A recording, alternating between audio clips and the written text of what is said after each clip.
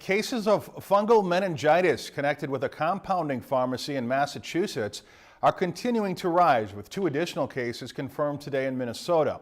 19 people have died so far after receiving tainted steroid injections.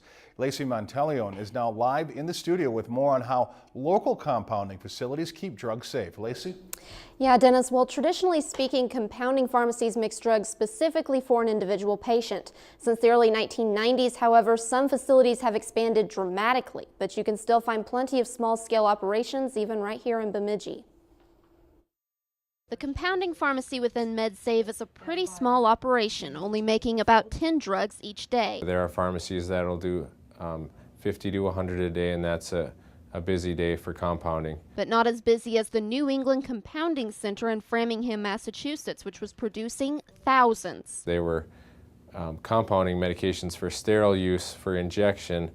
However, those medications got contaminated with a fungus. This pharmacy does not make medications for injections, so does not have to work under such a sterile environment. Still, making these drugs is quite a process. Well, have the recipe, sort of like baking. You grab the recipe, and then we'd grab different products here, and then I have a scale here, and we weigh this out. The technician then includes food coloring, but not to just make the tablets look pretty. It has to be a nice even color, and then that's my proof, you know, that it's all going to be, all the doses will be even. Shango, who can spend over an hour creating a batch of 400 pills, does have to wear protective gear before going to work. That's for our safety. These, they're very potent, and the hormone prescriptions the powder form is very potent. Employees at the pharmacy do not only have to worry about keeping others safe, they have to worry about keeping themselves safe as well.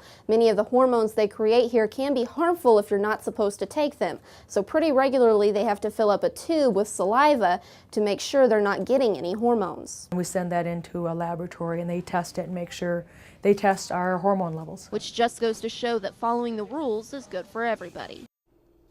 Now, Congress gave the Food and Drug Administration some power over compounding pharmacies in 1997, but several firms challenged that law and won.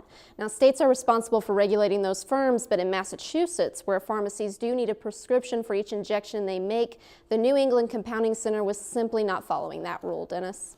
Okay, thanks, Lacey, for the live reports tonight from our studio. The Minnesota State Board of Pharmacy states that compounding pharmacies in Minnesota cannot supply clinics for office use. Prescriptions must have a name printed on them when they leave the pharmacy.